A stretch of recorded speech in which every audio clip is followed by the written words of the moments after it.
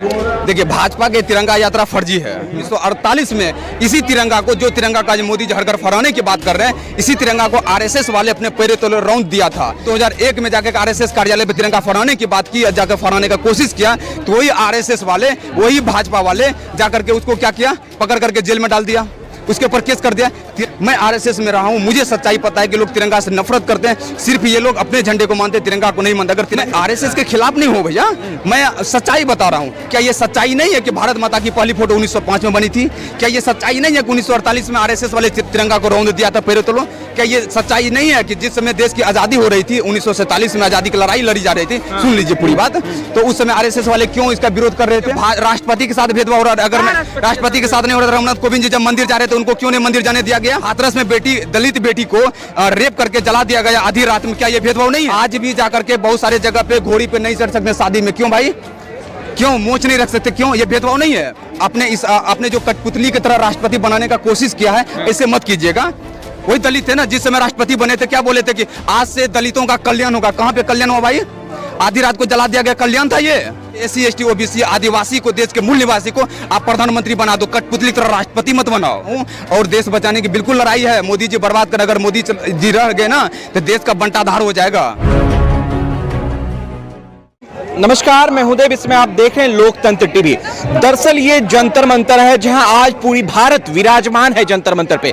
आप ये दृश्य देख सकते हैं ठीक पीछे। और आपको बता दें कि ठीक थोड़ी देर पहले इस वक्त जो है नरेंद्र मोदी के भाई प्रहलाद मोदी भी यहाँ पर मौजूद थे, और वो भी वन कार्ड वन राशन का जो व्यवस्था है मोदी सरकार का, उनका लगातार पुरजोर विरोध कर रहे थे। सवाल ये है कि जब धरती पर, जब जंतर मंतर पर तमाम लोग उतर जाए, पूरे भारत के लोग उतर जाए, तो ऐसा लगता है कि विरोधाभास जो है सरकार के खिलाफ प्रचंड रूप में दिखाई दे रहा है। इस वक्त हमारे साथ नीरज देव मौजूद है। नीरज देव जी, सवाल है कि आज नरेंद्र मोदी के भाई नरेंद्र मोदी के खिलाफ जो है जंतर मंतर पर प्रदर्शन कर रहे हैं। समझ सकते हैं कि क्या वातावरण इस देश में चल रहा है? आपने बहुत सही बात कहा कि देव भाई कि अब यहाँ जो जितने भी आए धरना पे, आप इस पर बात कीजिएगा। बात नहीं किए होंगे, मैंने बात किया इन लोगों से। वो सब भाजपाई हैं, भाजपाई सपोर्टर हैं। और ये जो राशन वाले हैं ना, राशन का, जब मैं बिहार से आता हूँ, यूपी बिहार का मैं ज़्यादातर जानता हूँ, जहाँ तक मुझे पता है, वहाँ जितना भी होता है ना राशन का, जब टेंडर होता है ना 20-20 लाख 22-22 लाख में टेंडर होता है। आपको लाइसेंस लेने के लिए राशन का, कि आपको लाइसेंस अगर डीलर का चाहिए तो आपको 20 लाख रुपया खर्च करना पड़े। तो ये सब व्यापारियों का खेल हो रहा है यहाँ पर। ये सब व्यापारियों का खेल है, ये सब दिखावा है, ये सब दिखावा, ये सब भ्रष्टाचार का अड्डा है।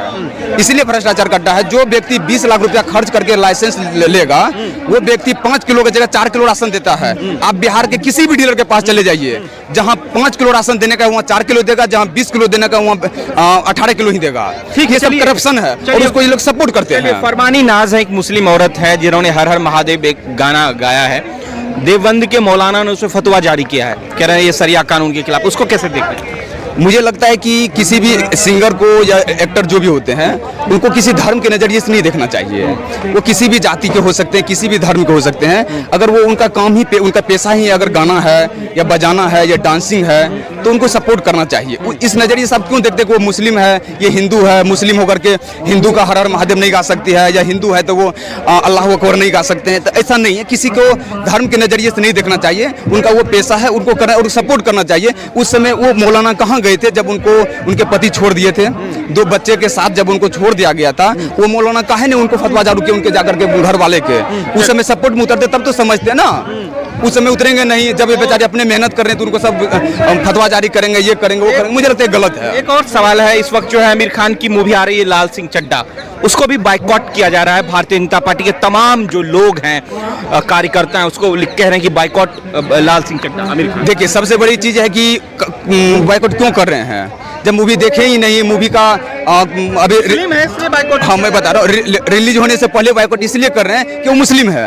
मैं कहना चाहता हूँ कि किसी भी एक्टर का धर्म देख करके, जाति देख करके बाइकॉट मत कीजिए। आप उनका मूवी देखिए, अगर वो मूवी गलत है तो फिर बाइकॉट कीजिए, उसमें कोई अथी नहीं है। मैं आमिर खान जी का बहुत बड़ा प्रशंसक, वो एक्टर है, बहुत अच्छे एक्टर है, मैं मानता हूँ, बट बाइकॉट करना कौन सा अच्छा है बताओ? मैं सभी मेरा जितने भी हीरो हैं, हीरोइन हैं, जो भी अच्छे मूवी बनाते हैं, कलाकार जितने भी हैं, चाहे वो मीडिया बंदूक हो, एक्टर हो, अभिनेता हो, नेता हो, जितने भी, मैं सबको पसंद करता हूँ जो अच्छे काम करते हैं। आमिर खान अगर अच्छे काम करते हैं तो मैं उनका प्रशंसक हूँ, इसमें सीधी सी बात है, इसमें कौन सी बात है। ये अमृत महोत्सव मनाया जा रहा है, तिरंगा झंडा यात्रा निकाला जा रहा है, इसको कैसे देख रहे हैं? देखिए, भाजपा के तिरंगा यात्रा फर्जी है, फर्जी राष्ट्रवाद का है तिरंगा नरेंद्र मोदी जी का, इसीलिए कि आज भाजपा में जो भी नेता हैं सब आरएसएस के हैं, नो डाउट। वो सभी आरएसएस के जब नेता हैं तो आरएसएस के जब देश आजाद होने के 50 साल 52 साल तक तिरंगा को क्यों नहीं फहराया, सबसे बड़ा सवाल है, तिरंगा को क्यों नहीं फहराया। 1947 में जब देश आजाद हुआ, उसके बाद 1948 में इसी तिरंगा को, जो तिरंगा का मोदी जी हर घर फहराने की बात कर रहे हैं, इसी तिरंगा को आरएसएस वाले अपने पैरों तले रौंद दिया था। उस समय आरएसएस वाले मोदी जी आए तभी तो मैं बता रहा हूँ, पूरी बात बता रहा हूँ, उस समय क्यों नहीं एक्सेप्ट किया तिरंगा को। दूसरी चीज, उसके बाद तिरंगा जब 3 लड़का मिल करके, उसके बाद 3 लड़का जब 2001 में जाकर आरएसएस कार्यालय पे तिरंगा फहराने की बात की, जाकर फहराने का कोशिश किया, तो वही आरएसएस वाले, वही भाजपा वाले जाकर के उसको क्या किया, पकड़ करके जेल में डाल दिया, उसके ऊपर केस कर दिया। तिरंगा ये लोग दिखाने का काम करते हैं। जितने भी भाजपा के नेता हैं सब आरएसएस के हैं और इनके अंदर तिरंगा नहीं बचता। तिरंगा का जो हरा रंग है, इनको 3 रंगों से नफरत है। मैं आरएसएस में रहा हूं, मुझे सच्चाई पता है कि लोग तिरंगा से नफरत करते हैं। सिर्फ ये लोग अपने झंडे को मानते हैं, तिरंगा को नहीं मानते। अगर तिरंगा को मानने का ही होता तो फिर जो उत्तर प्रदेश में पूर्व मुख्यमंत्री जो डेथ किए, उनके नीचे में रखा गया तिरंगा, उसके ऊपर भाजपा का झंडा को क्यों रखा गया? तिरंगा से बड़ा तो भाजपा का झंडा नहीं हो सकता ना, कोई भी पार्टी का झंडा नहीं हो सकता है, तो तिरंगा के ऊपर क्यों नहीं रखा गया? ये सब ढकोसला है, ये सब दिखाने का फर्जी राष्ट्रवाद है, इनके अंदर तिरंगा नहीं। और तिरंगा का जो हर घर तिरंगा का जो मोदी जी कंसेप्ट दिए हैं, इस तिरंगा को बनाने की जिम्मेदारी कहाँ मिला है? गुजरात के व्यापारी को दिया गया है, और चाइना से तो आएगा ही, लेकिन गुजरात के व्यापारियों को दिया गया ताकि इसमें भी पूरी तरह से करप्शन हो सके। चाहते क्या है, क्यों आरएसएस के खिलाफ आप लोग? मैं आरएसएस के खिलाफ नहीं हूँ भैया, मैं सच्चाई बता रहा हूँ। क्या ये सच्चाई नहीं है कि भारत माता की पहली फोटो 1905 में बनी थी? क्या ये सच्चाई नहीं है कि 1948 में आरएसएस वाले तिरंगा को रौंद दिया था पैरों तले? क्या ये सच्चाई नहीं है कि जिस समय देश की आजादी हो रही थी, 1947 में आजादी की लड़ाई लड़ी जा रही थी, सुन लीजिए पूरी बात, तो उस समय आरएसएस वाले क्यों इसका विरोध कर रहे थे? क्यों नहीं आजादी में भाग लिए? सबसे बड़ी चीज ये है, यही आरएसएस के सरसंचालक जो भी पहले उस समय थे आजादी से पहले, वो मीटिंग करके बताया, आरएसएस वाले ने ये निर्देश जारी किया कि आरएसएस जो है भारत की आजादी में भाग नहीं लेगा, उससे बाहर रहेगा। मैं 5 दिन पहले मेरे पास फोन आया था, मैंने पूछा ऐसा क्यों हुआ? बोला कि हमारा जो उद्देश्य था वो व्यक्ति निर्माण है। मैंने पूछा कि भाई देश की आजादी से बढ़ के व्यक्ति निर्माण नहीं हो सकता है ना, देश की आजादी पहले महत्वपूर्ण है। अगर महत्वपूर्ण नहीं होता तो हजारों लाखों जो हमारे क्रांतिकारी हैं, माता बहन जो विधवा हो गई है, वो देश के लिए क्यों फांसी पर चढ़ गए?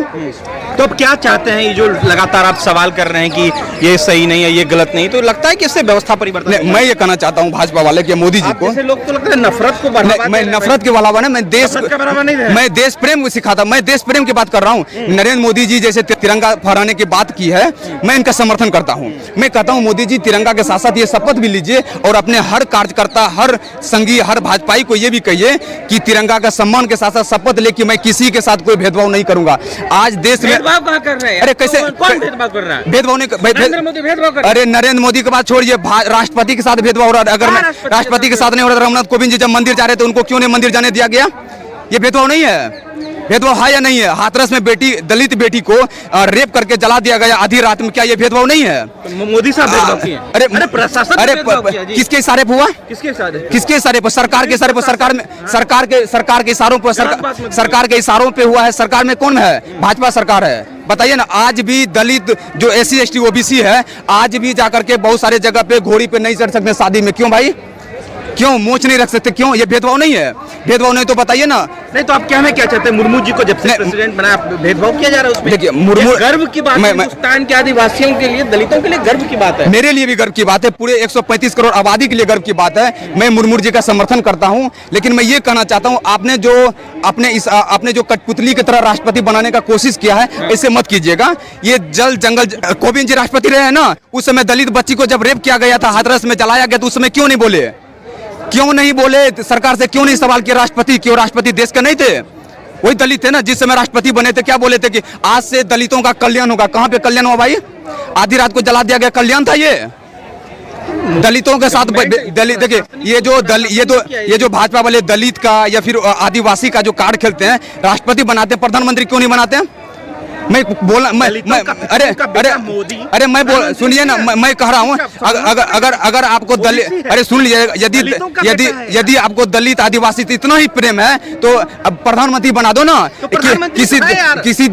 मैं बता रहा हूँ, किसी देश के किसी भी देश के जो प्रधानमंत्री SC ST OBC को एक बार बना करके दिखा दो, फिर तुम्हारी नहीं है मोदी। कब से OBC है? कब से है? कब से? जब वो 10 सालों से 8 सालों से नहीं, कब OBC कब से है मैं ये पूछ रहा हूँ। OBC कब, जब वो मुख्यमंत्री थे अपने आप को OBC, अरे सुन लीजिए, अरे गलत नहीं है, नरेंद्र मोदी पिछड़ों का अरे सुन लीजिए, जब नरेंद्र मोदी जी मुख्यमंत्री थे गुजरात के, उस समय अपने आप को OBC में गिनती लाए और चुनाव मैदान में जाकर के 100 बार बोले कि मैं OBC का बेटा हूं, मैं किसान का बेटा हूं, मैं चाय बेचता था, मैं OBC। क्यों अपने आप को बोले OBC है? मुख्यमंत्री बनने से पहले OBC में थे? नहीं थे। अगर इतना ही प्रेम है तो मैं कह रहा हूं ना, ऑन कैमरा बोल रहा, मोदी जी अगर आपको दलित SC ST OBC से अगर प्यार है तो एक OBC को, SC ST OBC आदिवासी को, देश के मूल निवासी को आप प्रधानमंत्री बना दो, कठपुतली तरह राष्ट्रपति मत बनाओ। सवाल ये भी आ रहा है कि राजनाथ सिंह और गडकरी साहब दोनों मिलके मोदी से टंटा कर रहे हैं। क्या कर रहे हैं? टंटा, मतभेद चल रहा है दोनों में।